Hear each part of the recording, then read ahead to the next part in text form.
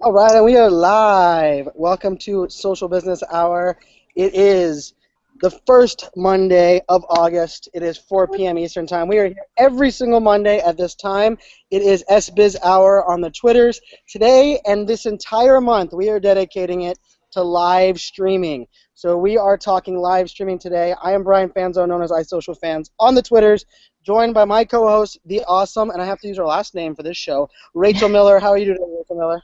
I am fantastic. Happy Monday, everyone. Yes, August is live streaming month. We have some fantastic guests lined up, and I couldn't be more excited to kick it off with these two amazing ladies today. So welcome, Rachel and Malia. Hello. Hey guys. Hey, thank you so much for you guys. Thank you so much for the invitation. I have been a fan of your work for almost a year now, Mr. Fanzo, and so it was really an honor when you extended this invitation. So thank you for having us. And Ms. Luna, I am so excited to watch more of your live streams. Oh, likewise. Isn't she so generous with the thanks and the praise? I love that. So I'm really excited to be here today and looking forward to chatting live stream. It's one of my favorite things right now, so I'm obsessed. Well, Rachel, when you were giving me a hug in person, you were giving me all those same accolades. So you were saying all the thank yous. I'm just kidding. I did. Rachel Miller and why you gotta Rachel bring Miller. up old shit, Brian? Why you gotta bring up old shit?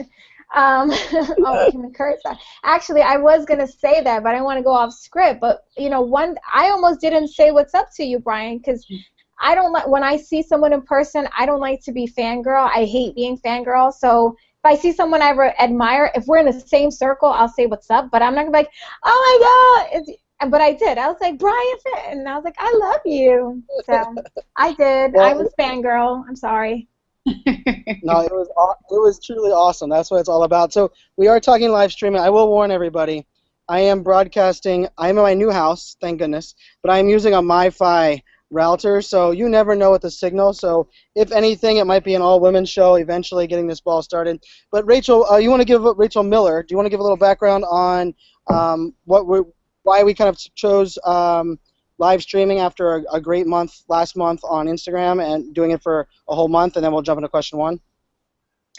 Yeah, so we had a lot of fun. Last month was one of our first themed months ever, and just with the whole buzz around live streaming and a lot of people like really wanting to dip their toe in the water, but a lot of people like myself are hesitant, unsure what to talk about, unsure what app's best for their strategy. So I'm excited to learn from the experts we have lined up, and specifically the two today, because I am eager to get my stream on for sure.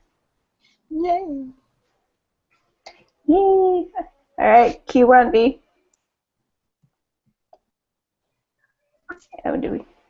Oh, and he's back. All right, so I'll ask this question to both of you. So video, it's been around for a long time. Live streaming is in its current form is relatively new. Prior to being the live stream divas as we know you today, what was your experience with video? Go ahead, Malia. Really, I'm gonna refer to you lovely ladies as Ms. Miller and Ms. Luna. So you know who I'm talking about when I say Rachel. You know what, Ms. Miller, I have really not had any on-camera experience before live streaming.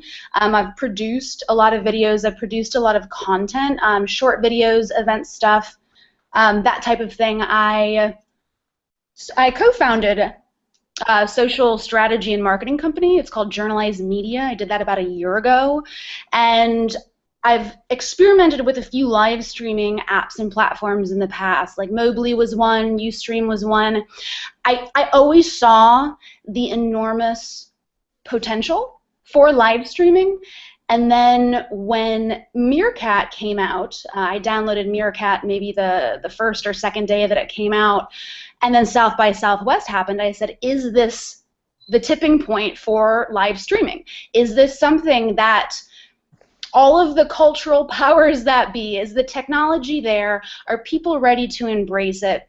And the response at South by Southwest really confirmed for me that yes, this is indeed the tipping point. And then when Periscope was released by Twitter, Twitter was a little bit, forced to kind of get that out there. What was it, like 10 days afterwards? I said, this is absolutely the tipping point. This is what we're doing. So I just kind of watched around for a while, and I knew that this was something that I wanted to be able to bring to my clients and really wanted to be able to advise on and consult on and be someone who was really knowledgeable in this space. And in order to do that, you really have to immerse yourself. So I started immersing myself, and I host a news chat, and we talk about news and current events, and it's super fun. I have a blast doing it, and I've been able to make so many incredible friends all over the world because of this genre. I'm really, really bullish on this medium. I think it's a phenomenal new media, and I'm so excited about the future with this one. Well, I think, my experience is very similar to Malia's. I was doing really, really bad YouTube videos from a little spare bedroom that we had, and I still to this day, I enjoy YouTube, but not really. Like, I love Periscope. And my biggest regret is that I did not hear about Periscope on day one. I didn't hear about Periscope till, now it's almost been 2 months, but that's like my biggest regret, is that I didn't know about it sooner and that I wasn't in there from the ground. And one of my flaws, I will say, is that I usually, my girlfriend sent me Pinterest. Oh, you're going to love this. This is going to blow up. I was like, no. And I don't really jump on wagons when people tell me I don't like fads, like I don't like to be the fangirl. But when I first heard about Periscope, the first scope that I saw, I was like, this is amazing, and this is going to be such a game changer. And even so, even when I saw it, I didn't dive right in because I wanted to understand it. I wanted to understand how to use it, how to really leverage it, because with Facebook, with Instagram, with all these other platforms, I just kind of like dabbled in it and sort of like, let's see, kind of. And I knew that going in with Periscope, I wanted to have a brand and I wanted to have a strategy for it.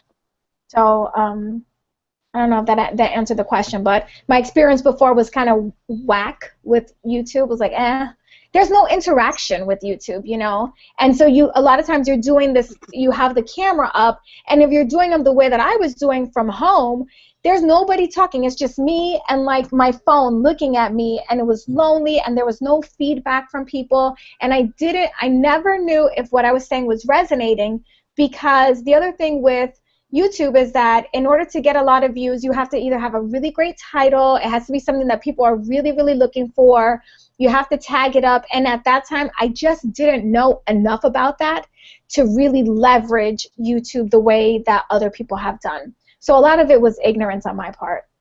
Well, I think we have that all in common. I think, which is actually works out really well, is because I think the issue with YouTube, being great on YouTube, it's way, way more in the production, in the SEO, in the tagging, and I mean, it's a shitload of work. I give people credit that are masters of YouTube because of the amount of work and mastery it takes in the back end. Where on live streaming, and I say this all, if you suck offline, you're going to suck online. But if you're great offline, you can be great on live streaming by clicking one button and going. Yes.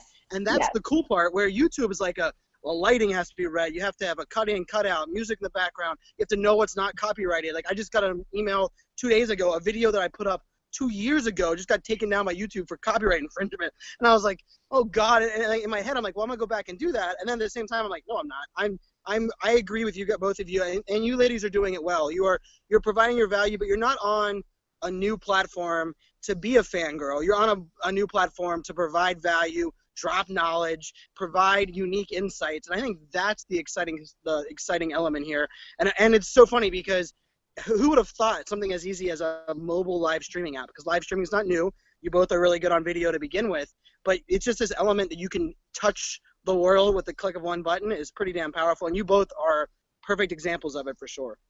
Thank you. Brian, can I just jump in and say that I think what you said about the production, that was really my issue with YouTube, because as someone who wanted to deliver amazing quality and value, I was getting so hung up in I got to put makeup on, I got to do lipstick, but with Periscope, I truly just do not give a darn what I look like. I'm here to give you knowledge, and you're going to see me in my kitchen. If I'm, making a sandwich for my kids, I'm still going to give you value, but you're going to see me in my natural state as I really am. And I'm a person who loves to be authentic. I have my podcast, Real Talk with Rachel. I like to keep it real. And so this really gives the audience an opportunity to see us as we really are, and people crave that. They really want that authenticity. So I think it's fantastic. So Rachel Miller, I can't see the questions on my side because I just switched to my phone, which is, you got to love the world that we're living in now, that my MiFi stopped working, but my LTE on my same device phone is working, so I can't see the question. So Rachel, if you want to throw the question out there, then we can kind of jump in from there. Sure. So question 2 is, how and when did you realize live streaming your story was a business differentiator? So I know, Ms. Luna, you're talking about how the rawness and the realness was a game changer for you, but that's actually I think the biggest fear factor for most people is that people are, holy crap, it's live, and they're going to tell me in real time if I suck. How did you know that this was your platform? Well, for me, number one is that because it sounds kind of silly, but because the videos, you can erase them right as soon as you're done. If you didn't like it, you can erase it and it's gone. And they only last for 24 hours. For me, there wasn't a lot of pressure there. And the other thing is, if it wasn't going well, or if I felt, I could block people right away. Whereas with YouTube, once it's out there, it's out there. Obviously you can take it down, but you cannot really sort of stop the comments from living on for however long that it's on there. But the other thing too was I was just having so much fun talking to people that I'm not concerned with the people that don't like me. If you don't like me, you don't like me. I'm not here to serve everybody. I'm only here to serve my people, and my people get me and they like me. So I'm less concerned with the people that don't resonate with me, and I'm 100% concerned with the people that I am meant to serve. And if you're tapping the screen, or if you're saying yes and you're agreeing and you're telling me keep going because I'm serving you, then I'm going to be with you whether my hair is coming out or whatever the distraction may be. I'm going to be there to deliver something, and that is what I love. I could care less about the haters, because look, that's just what, look, tap, blocked, there, you're done. And then I don't have to ever deal with that person again, and I'm good, and we keep it moving. And I will say that having people hate on me live on a scope has been great, because I handle those people right there on the scope. Yesterday, some guy was like, well, what qualifies you? I was like, oh, that's where we want to go with this? And I just laid into this guy, and I told him about myself, and it was amazing because my people were all there like, yeah, Rachel's awesome, and they'll defend you.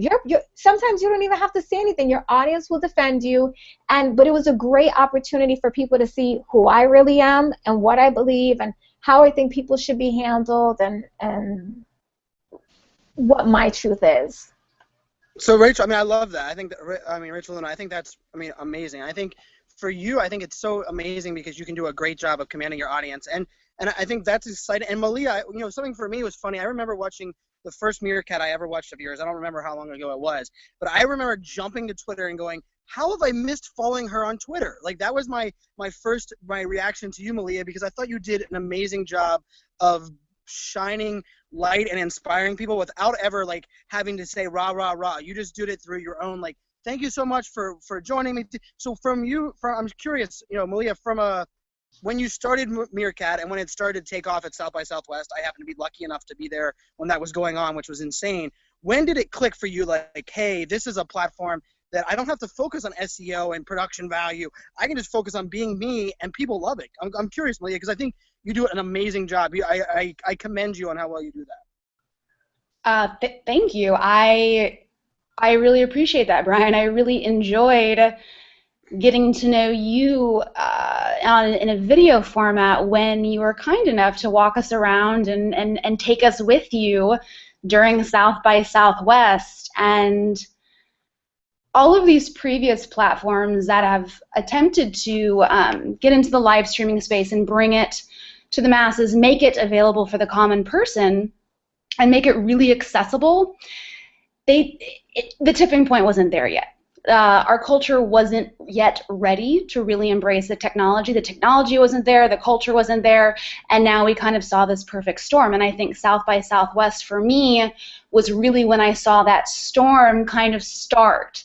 And when I saw the response from the tech community, from the entrepreneur community, from the VC community, from the angel investor community, when I saw all of these people involved in industries that I love, I said, okay, I need to pay attention to this one. I need to pay attention to live streaming because this is the tipping point. And it was. And something that if you're in social strategy, you really have to be able to spot those trends and be able to see those windows of opportunity. And then you have to have the chutzpah to just jump right in and do it. And I cannot tell you how terrified I was the first time I pressed that stream button. And you know, I have at this point I've had over 200 combined streams on Periscope and Meerkat. So I feel a lot more confident about it now. But so anyone who's out there who feels that terror, who feels that fear, like, oh my gosh, once I press that button and I go live, I'm not going to be able to pull it back. Well, that's what people want. It's okay to be nervous, and it's okay to have to embrace that fear and go for it anyway. Like, you have to do it. But for anyone who is really, really scared, you really have to get over it and just embrace it. And those awkward moments that happen when we're live, those unscripted moments that happen that when we're live, these happen. These are part of real life. And the audiences, consumers, we are too sophisticated now to pay attention to the billboards screaming at us on the side of the road. It doesn't make sense anymore. We want to see unscripted. We want to see raw. We want to see authentic. We want to see Rachel Luna in her kitchen. That's authentic because she's a real, complete human being. And I think showing that personal side of businesses, showing that personal side of people in that raw, unscripted, authentic context is really, really, really powerful. I couldn't agree more. And Rachel Miller is over there laughing in her little square down here because, Rachel, share your insights. Rachel we've been doing this show almost 2 years. So almost 2 years, every single Monday for an hour, we've done a live stream on Google Hangout, the two of us interviewing people. It's been an amazing show. This month, Rachel Miller committed to doing one live stream a day, every day for the Veda for Savvy Sexy Social.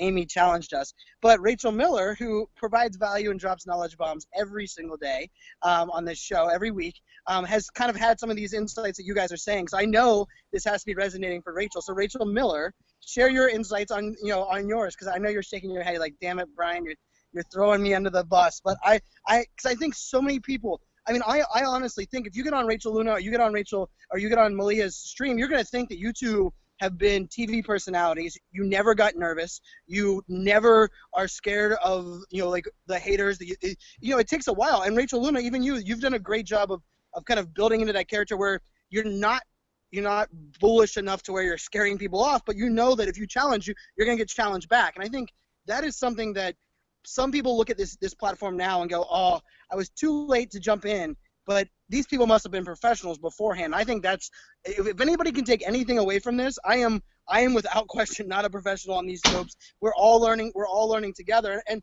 Rachel Miller, what was your thoughts now that you've done a couple of these streams that maybe these ladies can even kind of say, hey, we were in that same boat?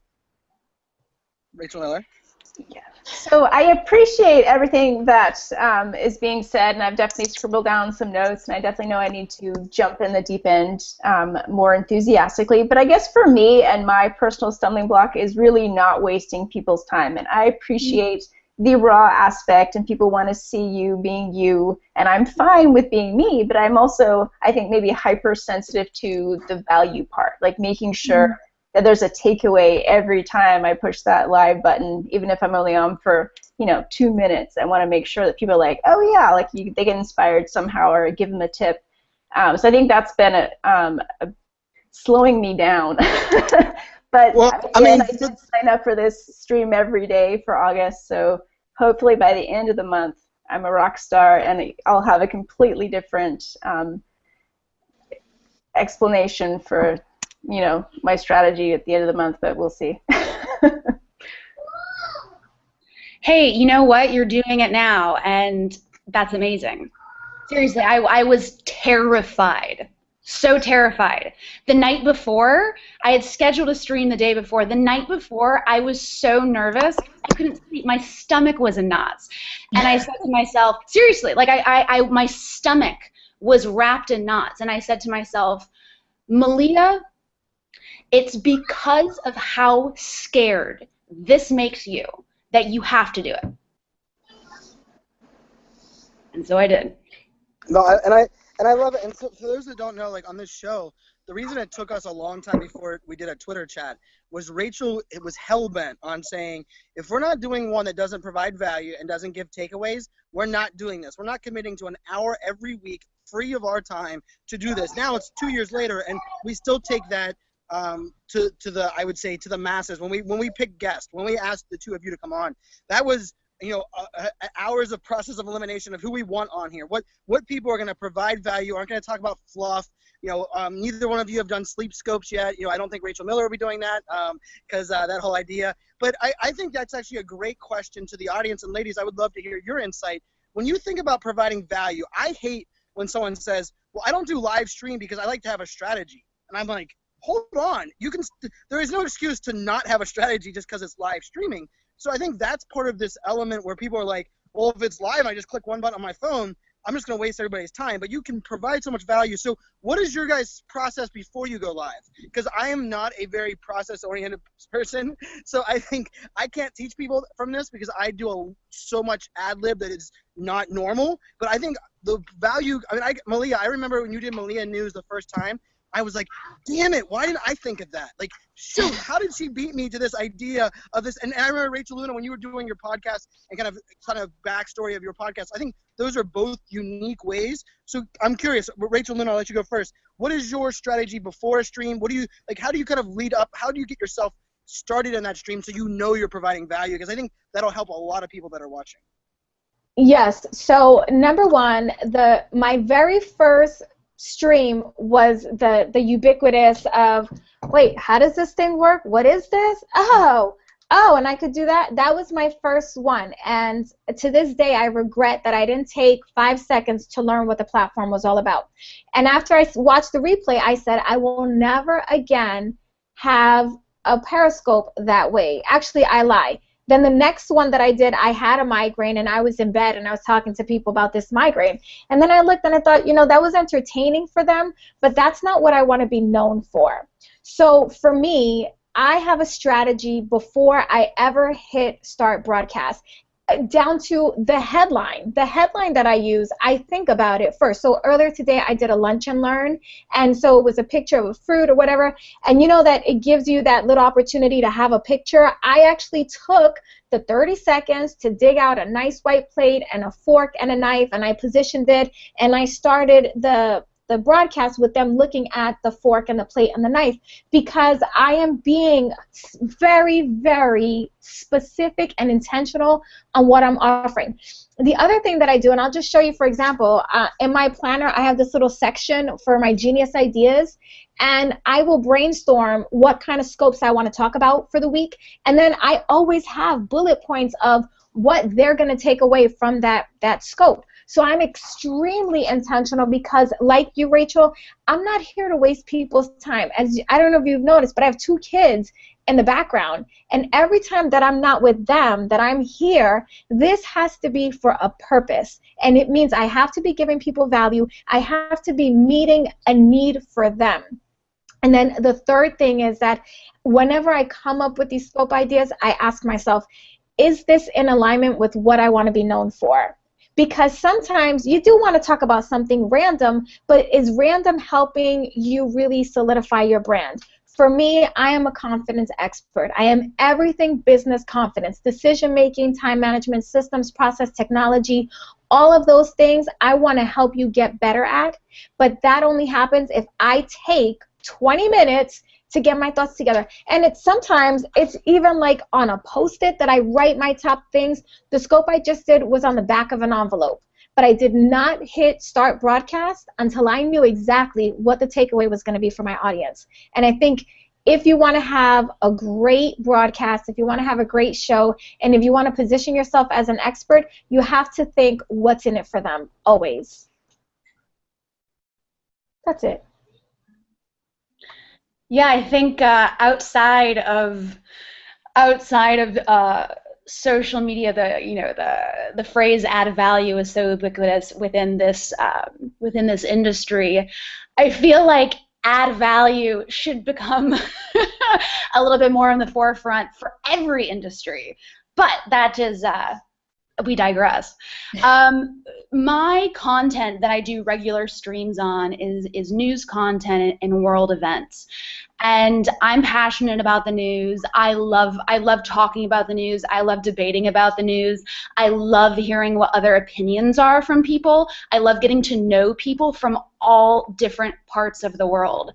And so I also do other streams. I did kind of a focus on beer with a friend of mine who owns a bar in downtown Los Angeles, and he walked us through how to taste beer properly and through all the styles and all this. So people actually, after watching this, got the takeaway of, oh, this is what this type of beer is compared to this, and this is how I feel confident in the future. This is how I take this value away and apply it to the future. Next time I'm in a restaurant, I feel more knowledgeable when I'm looking at a beer list.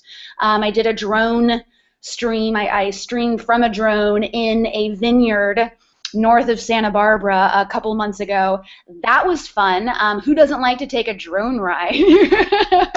And people also learn more about what drones can do outside of what we hear about them. So you're probably not used to hearing of all the amazing things that drones do for the winemaking industry, but now some people are a little bit more informed about that kind of potentiality. So because I Monday, Wednesday, and Friday, it's at 10 a.m. Pacific Standard Time, and it's on Meerkat, there's quite a bit of preparation that goes into that. I pick a handful of topics to talk about. I pick a handful of news stories to talk about, but really, there's a lot of information that goes into that, and to be able to weave all these stories together, all of these characters together, and somehow make it meaningful for people, I think that my preparation might be a little bit different than other streamers because it's a focused content, and it's really just what you said, Ms. Miller, and Ms. Luna, you said this as well. It really is all about adding value, and it's almost kind of seems to be a cliche in our industry now, but really that's what it is, and that's what it should be everywhere. So I actually chose, and I think a lot of people might find this bit interesting, I chose to not ever talk about my business during my news streams. I thought it was disingenuous. I really wanted to devote a forum. I really wanted to devote a location where people can have conversations about current events, connect with each other, connect with me, and I could see this debate happening live as I'm talking about the story, and it's this kind of fascinating sociological experiment. But I purposely said I'm never going to talk about my business because it felt disingenuous to me. Sort of like the old bait and switch, you know, let's talk about news, just kidding, buy my business. So I've actually never talked about my business on my stream. And I've actually gotten new business from my show without mentioning what I do once. Bam. Awesome. That's, I mean, that's I think you want to know how you add value? You get business without ever having to talk about your business. That's how you know you're dropping value. That is the exact example of what everyone else needs to do. And I want to bring in a question that is what everybody's asking, but no one's asking it on the damn Twitter right now. They're scared to press the button the first time. They've never gone live. Give them. What are your guys' advice? I think the awesome, amazing Kristen Cardos, who is our social business hour community manager. She's now on live streaming. She is going to be she's going to be a girl to wreck with. I guarantee you guys, the end of August, more people are going to ask how do I get Kristen Cardos to do more live streaming than anyone else? The girl knows her shit. She's a badass. She's got a biker husband. She might shiv you, but she is a badass. And she said, suggestion, if you're nervous for your first stream, use your surroundings at a special event with other people as the focus point, which I thought, genius idea. Perfect tweet, perfect tip. Doesn't surprise me. It came from Kristen Cardos. So I'm curious, ladies, what are your, they're scared. They've even typed the name of the title in there and they go, no, I'm not going to do it. What is your guys' advice? What is a topic? What is something they should just jump on and do to click that very first stream? First of all, make sure you have Wi-Fi. First and foremost, Wi-Fi is so essential. If you don't have that, you really have nothing in this genre anyway. You know what? Spend a few minutes figuring out what you want to talk about. Educate yourself in that topic to make sure that you can talk knowledgeably about it. And then when your finger is shaking and it's going towards that live button and you may press it, maybe you're not, bite the bullet and go for it. The next time will be much easier. I agree, it does. It gets easier with time. And I think, well, first of all, I always bring it back to, what do you want to be known for? So that's the first question you need to ask yourself. What do I want to be known for? If this is the one and only thing that people are ever going to see about me, what is it that I want them to know about me? So I would start there, but then take it a step further and just think, what does my target audience want right now? And so for me, one of the very first streams I did was on time management, because people always ask me, how can I get more done in a shorter time? So really think about what's their pressing problem and what solution can you bring to the table. Give it away. And that's one thing I will say. People are afraid to give away knowledge because they think, well, if I give it all away, then they won't hire me or they won't come sign up for my this. So that's completely the opposite. The more you give, the more people are going to keep coming to you because of your generosity, and they're going to start asking you, how can I work with you? And then in terms of, like, you're there, you've written the title, do it scared, because I don't believe in this whole conquer your fears. I actually think that that's bull. I'm afraid of flying. Every single time I get on a plane, I am scared. And yet, I have been to over 32 countries. Why? Because I like to travel. I'm going to do it scared. If you're waiting till all your fears are vanished, you're going to be waiting a long time, homeboys and homegirls. Yes. That's why I say perfect live streams suck. Perfect live streams suck, because if you're waiting to be perfect, you are never clicking that damn button, and you might as well. It is the worst stream ever because perfect is so not attainable. And I'm curious. Okay, so the two of you, from a call to action perspective, I love the idea that you guys provide value. If I had people that were looking for either one of your business lines, I would vouch for you. I will submit a quote to your website without question because you guys provide value.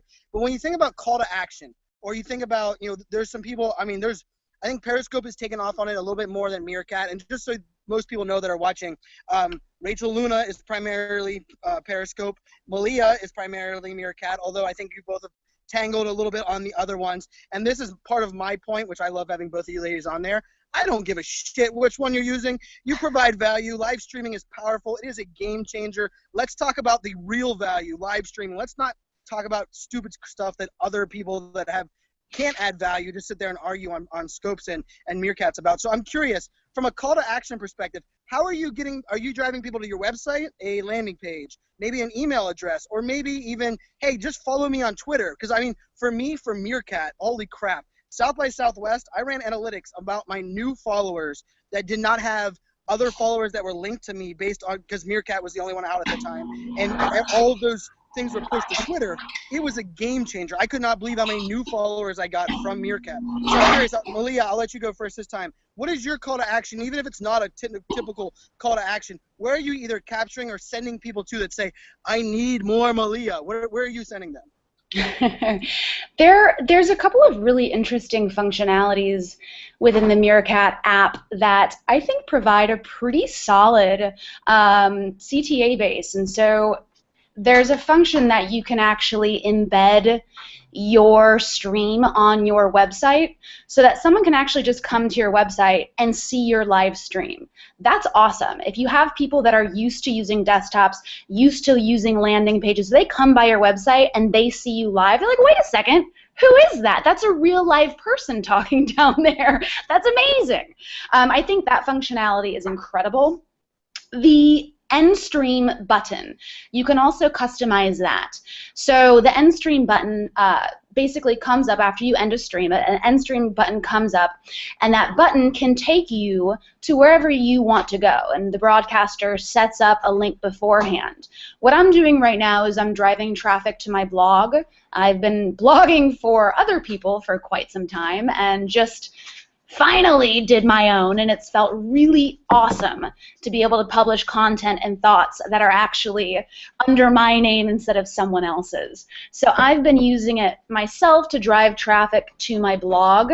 However, if I was currently in a big campaign or a big event, I would try to route it that way. If you are in the product world and you have a product that's launching, go ahead and make sure that you take your viewers to your product. If you want people to buy, that's an excellent way to keep that in there and kind of embed that within the process. And then there's also follow-up. So call to action, remind people of what that call to action is. We're so busy. People have so many things going on. There's so much noise out there that the ability to follow up and the ability to talk to people post live broadcast is incredible. That's lead generation. That's enormous. And businesses, I'm excited to see more businesses embracing this emerging genre because I think it has incredible potential for sales. We all know that sales are an emotional decision. People rationalize everything they want. They do the research. They say, oh, I'm going to make all these decisions. I'm going to do this. I did this research on that product versus that product. But really, when it comes down to it, human beings are very emotional creatures that buy when they feel the impulse to buy. And so that may not be when they wrote on their calendar they were going to buy it. So with that being said, the emotional aspect of live streaming is incredibly powerful. This is a really intimate genre. When you watch someone on your phone or on your desktop or whatever it may be, when you watch someone regularly, an emotional attachment forms. It looks like you're FaceTiming with someone. It looks like you're Skyping with someone. You're talking to them. They're talking back with you. Participatory medium, participatory media in general, this is it. And so going along with that emotionality that live streaming produces, that weighs in to that emotional buying process. And like we were talking about earlier, the billboard on the side of the road screaming at you to buy something, it's not working anymore. It's not working, and consumers are too sophisticated to believe it. We're too sophisticated to think that reality TV is not scripted. We all know it's scripted. Come on.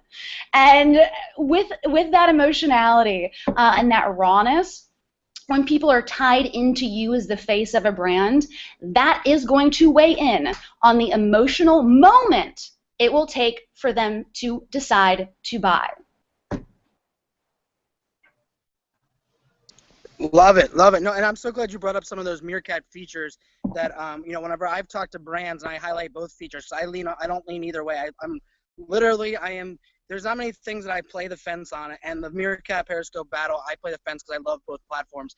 And the call to actions built in is something that brands have gone, holy shit, that's amazing. I have to go Meerkat. The crazy thing is they go, but everybody's telling me to go Periscope. So that's part of this battle. So I'm curious, Rachel Luna, from that standpoint, are you pushing them to subscribe to your podcast? Where are you driving your traffic to? Because I believe because Periscope doesn't have those call to actions, you have to get a little bit more creative, and I don't think it's a bad thing. I just think it's two different ways of implementing your call to action. So Rachel Luna, how do you bring that call to action to your Periscope audience? Yes, well, I will say I'm not on Meerkat at all, but those functionalities that Malia just mentioned are so exciting and enticing because with Periscope, you don't have that. And in fact, there's no way to link on Periscope or anything like that. So for me, depending on what I've shared is where I'm directing them because if I'm talking about how to, do Facebook ads, I'm not going to send them to my website where the opt-in is a free planner. I'm going to send them to my YouTube channel. So I'm really, everything is done with intention. And so I'm either sending them to rachelluna.biz where they can get my free planner sheet download, or I'm sending them to my YouTube channel. And that's pretty much it. Those are the two places that I send. At first, I was like, oh, follow me on Twitter, but I don't really tweet that much, so don't bother with that button. And then I thought, well, follow me on Instagram, but you know what? Why? We're already here. You don't need to follow me anywhere else. You're getting me live. What I really want you to do is visit my website, and if we connect, get on my list, and you'll get even more from me, and that's all we really need to do. Well, you know what's interesting? I have a little data here before we get to the next question. So my very first time I ever did a call to action on Meerkat, and I was monitoring it, I had 112 people watching live on the Meerkat session. I think 300 total watched it. And I had 88 sign up with my call to action directly at the end of the broadcast, right? Because so on Meerkat, they have to make it to the end. They can't just eject early because they missed that call to action. On the SMS, I did SMS sign up for my email newsletter through Periscope, and I had 111 people on there, and I had 77 sign up for SMS live on the stream. Almost identical numbers on an almost identical platform. The very first time, neither one of those pages or systems I had ever talked about anywhere else, because I was purposely talking about, hey, when I drop this CTA, when I really drop it, I want to see where these numbers are. That is powerful. You imagine, I mean, Rachel Miller, you can, I mean, if we could get if you could get that kind of buy-in and that much click-through on a CTA on a live stream, what's that percentage? I mean, I'm getting 78% of people to opt in. Give me a break. That's insane numbers. But what is crazy about that is it's because they're looking at your digital eyeballs. I mean, Rachel Luna, when we first met, I was, oh my goodness, hey, we gave each other hugs. Malia, you jumped on the stream here today. I'm like, hey, Malia, like we are best friends because I've engaged in your streams, you've engaged in my streams. It wasn't like, and this is not even a shot at Twitter because I love Twitter. I mean, it's changed my life. It's taking a Twitter friendship to another level because I can look someone in their digital eyeballs and I can do that next level. So I think I see lots of tweets coming out there and I love it. People are jumping all over your quotes, and there's a reason why you three ladies are making it an honor for me to jump on here because you guys are all leading by example, and I think that's an exciting platform. So I'm curious now, and Rachel Miller, you want to drop question 4 or question 5 because I think you built the question correctly because I talk about FOMO, and Rachel has a different twist on FOMO that I think we need to bring in here for question 5. So Rachel Miller, you want to throw that one out?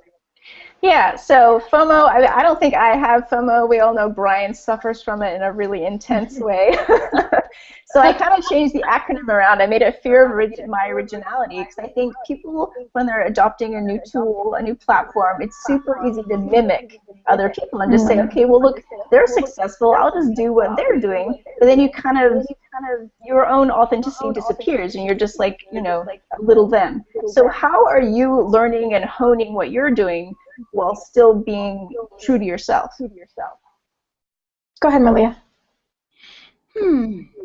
I know that our friend Brian has an affliction.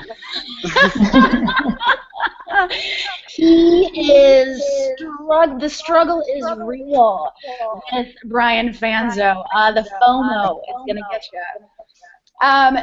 Fear of missing out, I will say, is something that I feel is somewhat of a human condition.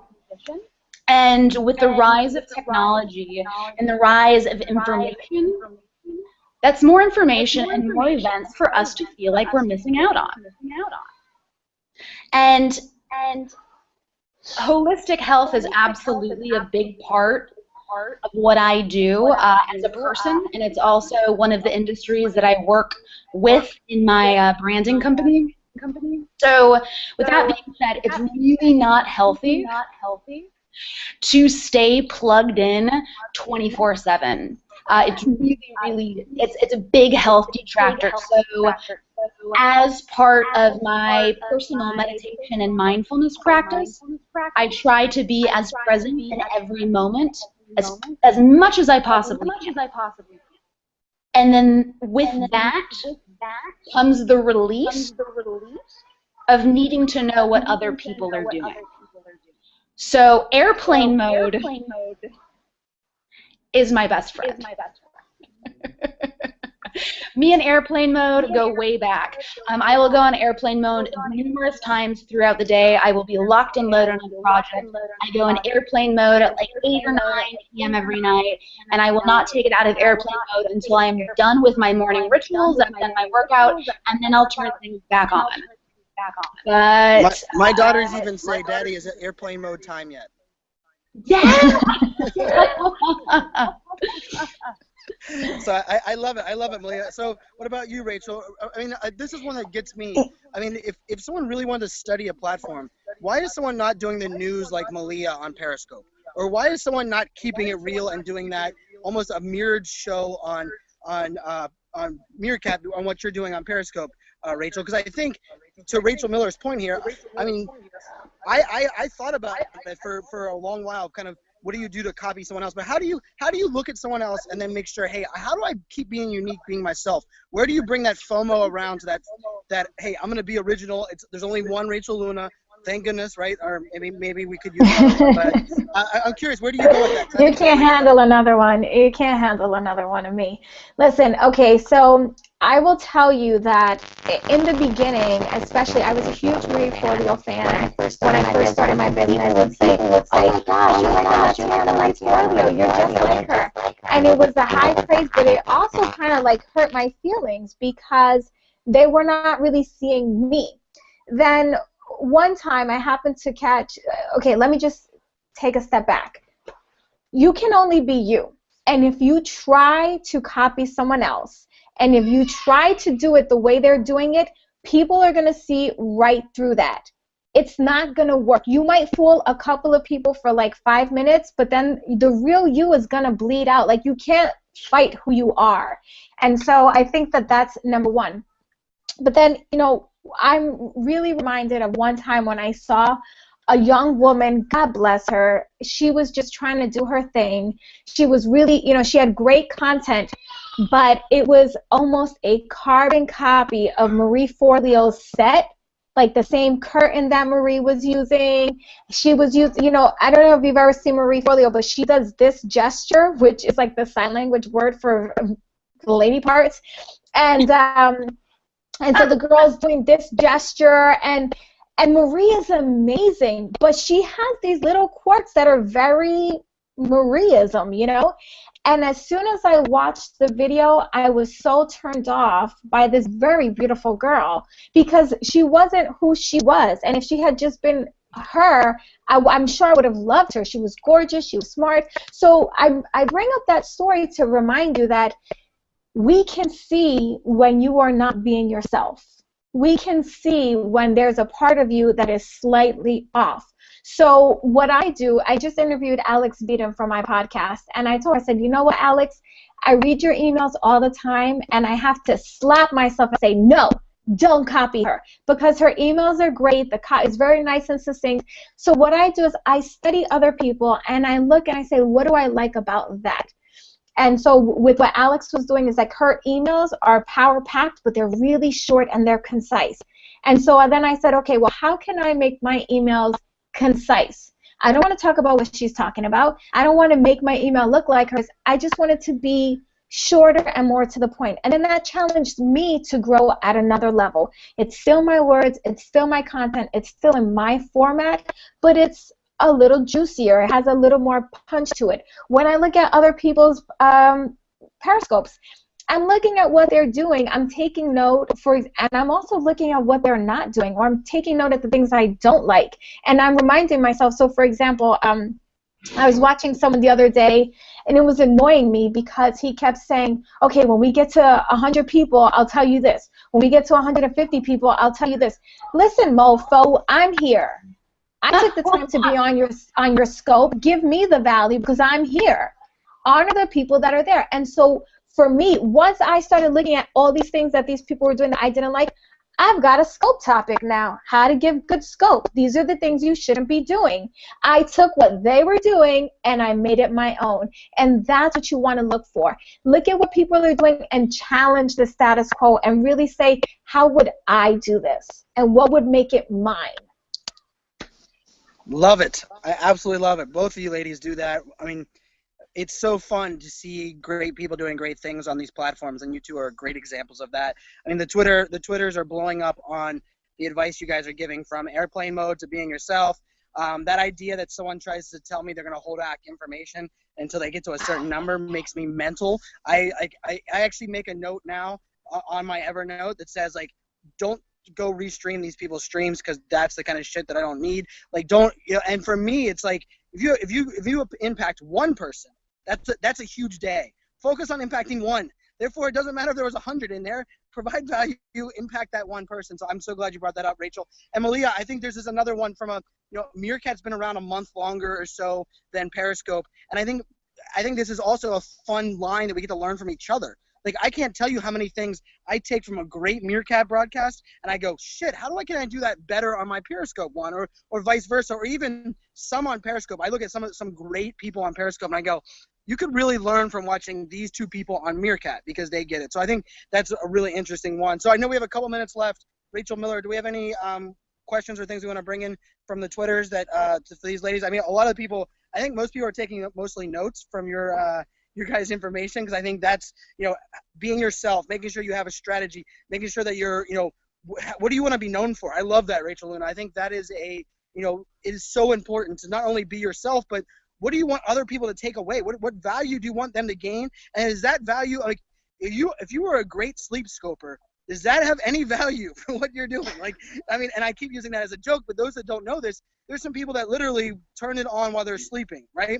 And they do this on Meerkat, they do it on Periscope. So it's not, unfortunately, I wish that it was only one platform that we could blame for this ridiculous craze, but people do that on both of the platforms, and I'm like, I don't care if you got 1 million hearts or you got 6,000 people that watched it on Meerkat. What the hell do you wake up in the morning and go, yes, people know I'm a great sleeper? Like, what? Like, that doesn't do anything. So as we send you ladies off on this, where is your call to action? Where do you want to send people? What's a scope or a Meerkat that you guys are doing upcoming that they can watch this awesomeness that we've been enjoying for a couple months now? Where can we send them? Rachel Luna, I'll let you go first. Well, come and follow me on Periscope. I'm at Rachel Luna TV, and you're going to get a lot of blessings from me if you enjoy praise and worship. I do a praise and worship scope in the mornings, and it's really simple. I throw up one of my favorite jams that has the lyrics. We sing along. I'm not a great singer, but we do it, and it's fun. And then I give you a word of encouragement to start your day. And then if you're on the business side, you can follow me throughout the day. Typically at 12:30, I will turn on, and I'm going to give you some knowledge on decision-making, money-making, which is my favorite topic, and how to make more money, have more confidence, and make a bigger impact and influence in the world. So, Rachel Luna, Rachel Luna TV. I got to jump in on you. So someone asked you on your scope today, because, of course, I watched your guys' scopes. They said, Rachel, you're not doing your prayer scopes anymore. And your comment back, let them know what your comment back was. I thought you handled this to perfection, because people say, how do you balance being a mom, being a wife, and all that time? So give people just your answer to that comment, because I think that also adds some substance to what you do. So you do what you were doing Periscopes in the morning, and then give the background. Right, so I was doing praise and worship in the morning at 6:30 a.m. Pacific, which is 9:30 Eastern, and it was the perfect time. People loved, my West Coasters loved waking up with me in the morning and getting filled with the Spirit and all that energy, and my East Coasters loved it because it was right in the beginning of their workday where they kind of needed that extra push to keep going. So the timing was perfect, and I was getting all these viewers every morning.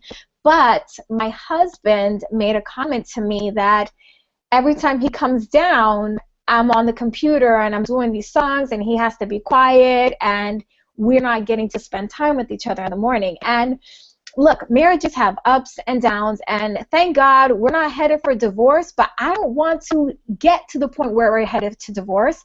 And so if my husband wants me to have a cup of coffee with him from 6:30 to 6:45, I'm going to do that. I'm going to have a cup of coffee with my husband. I'm going to look in his eyes and, maybe get a kiss or two in and send him on his way. So we had to shift the time, and it's now at 7 a.m. Pacific, 10 a.m. Actually, I did it at 7:30 today because it was just a better timing for me today, but it will be 7 a.m. Eastern, 10 a.m. Pacific, because I care about my family. I care about my viewers, definitely. Like, I want to pour value. You are my life's purpose when it comes to work and leaving my mark in this world, but I love my family. And when you guys leave and you stop watching, he's still going to be there, so I got to take care of his needs first. And I love that. That's why I don't do them.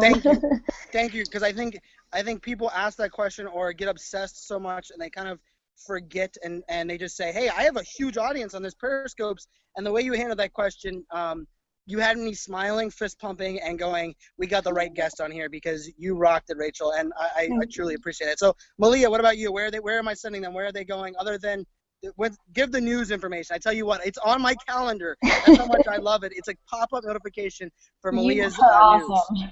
That is awesome, Brian. I'm flattered that I'm on your calendar. That's amazing. I want to drop a couple of quick to-dos for everyone out there that's listening.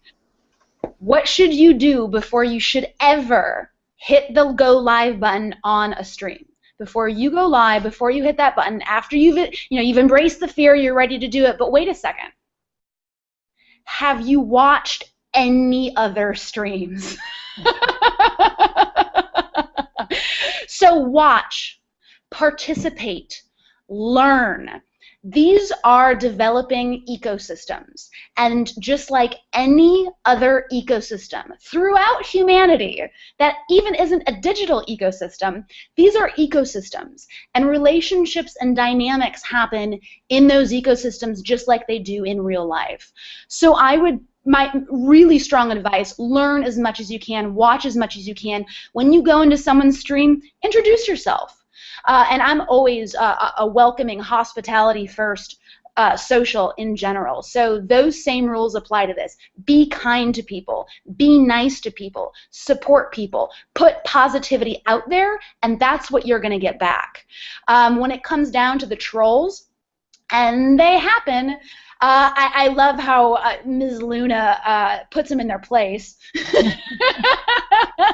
It sounds like you put them in their place, girlfriend. I admire that. I really, really do.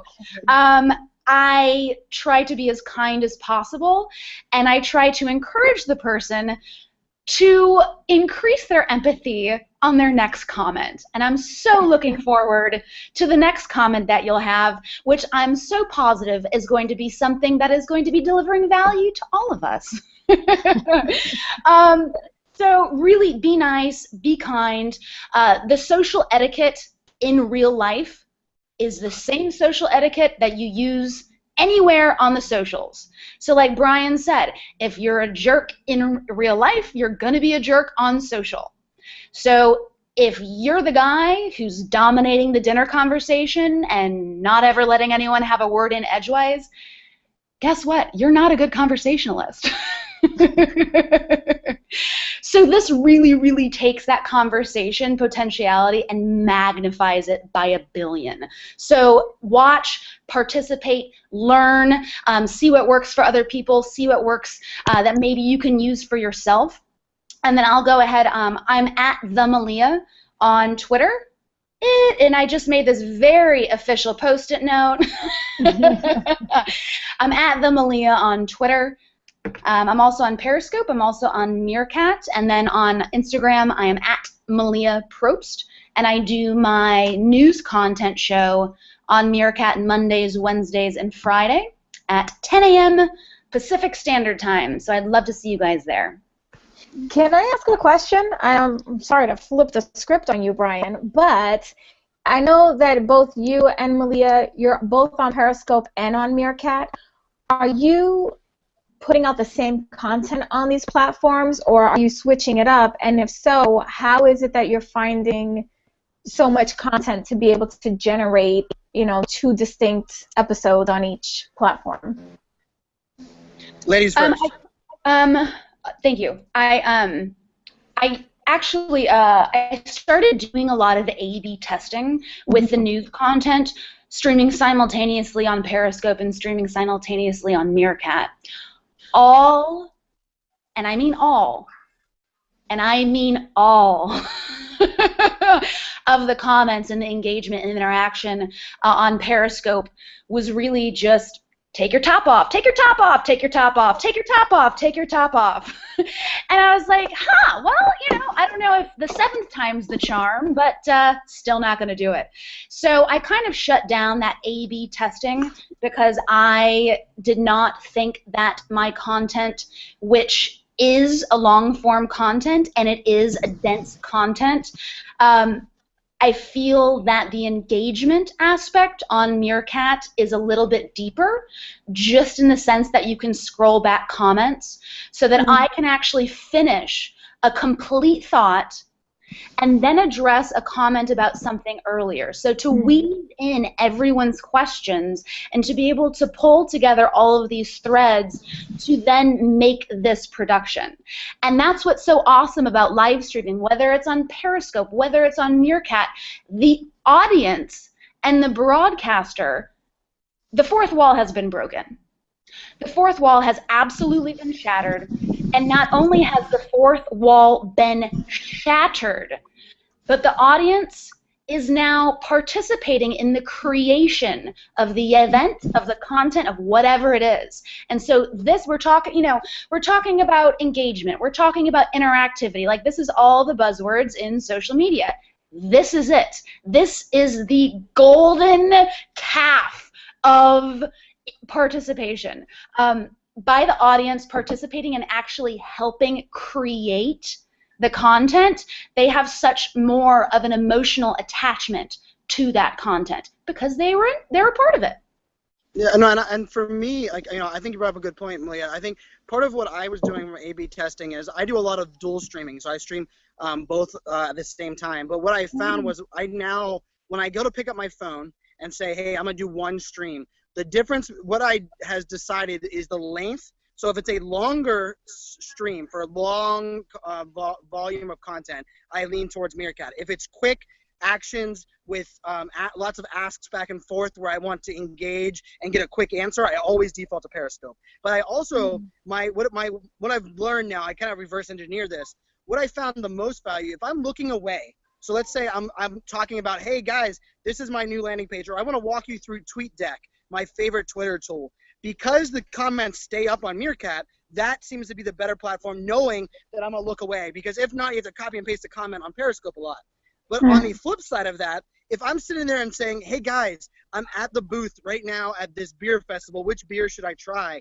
I'm going to Periscope because the comments come in quicker at a firing pace. So for me, that's kind of it's the length, but it's also what I expect from the volume back and forth. If I can't stare at the screen, damn, I feel like the worst human being when Periscope comments are coming through and someone has to comment, copy and paste, copy and paste, copy and paste. But at the same time, when I'm on Meerkat and I'm like, hey, I ask a question, I have to wait 13 seconds for one answer, and then that is a little mind-numbing. So for me, that's where I divide my time. But I can tell you, I often look at my phone and I go, okay, which one am I gonna do? It's like a battle in my brain of, okay, where am I gonna? And for me, it's not the numbers. It's where am I gonna get the most engagement? Because I don't give a crap about. I don't need 200 people watching on either stream. I want 10 people that are active. And if I can get 10 active people, which stream is gonna be the best to get those 10 active people? And so that's kind of where I go. That's a very long-winded answer of me going, but I love both. And to Malia's point, nobody asked me to take my top off on either one. They're missing out. Yeah, so ladies, yeah. Now it's gonna happen. You know that I'm gonna have now the trolls all heard that and they're gonna fire it all up. But I do truly appreciate you guys jumping in to this today. You guys rocked it. Your Twitter feeds are gonna be blowing up. We're doing live streaming all month. So those of you that are finding so much value in this will not stop. We're going to do it every Monday at 4 p.m. Eastern Time. We're talking live streaming the whole month. We're going to bring in a couple people from the Periscope Summit. We're going to bring in a couple of people from the Meerkat Beta team.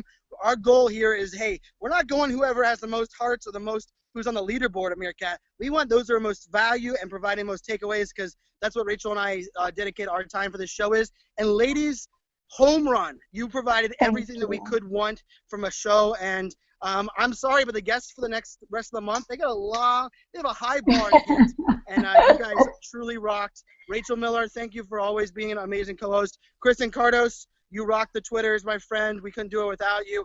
And I tell you what, by the end of the month, people follow Kristen Cardos on live stream. She's no joke. So until next week, next Monday, 4 p.m. Eastern Time, 1 p.m. Pacific, Social Business Hour is out. Cheers, my friends. Bye. Thanks, guys. Thanks, Rachel.